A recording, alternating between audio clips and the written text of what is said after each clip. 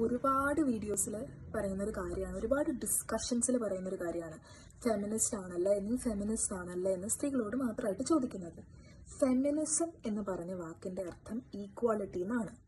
മിസോജിനി എന്ന് പറഞ്ഞ വാക്കിൻ്റെ അർത്ഥം സ്ത്രീകൾക്കെതിരായുള്ള നെഗറ്റീവായിട്ടുള്ള ഹേറ്റ്രഡ് കലർന്നിട്ടുള്ള സംസാരങ്ങളും പ്രവൃത്തികളും. മിസാൻഡ്രി എന്ന് പറയുന്നത് പുരുഷവിദ്വേഷം, പുരുഷൻ എഗൻസ്റ്റ് ആയിട്ടുള്ള ഹേറ്റ്രഡ് കലർന്നിട്ടുള്ള വർത്താനവും സംസാരവും.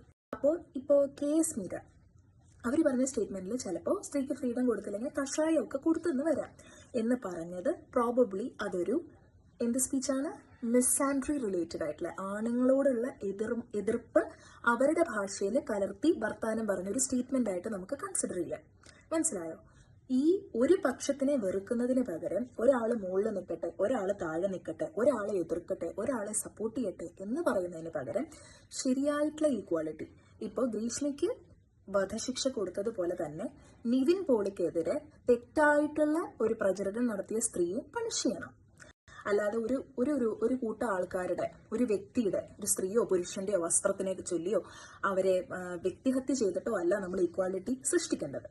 Doctor Gayathri Menon, clinical psychologist.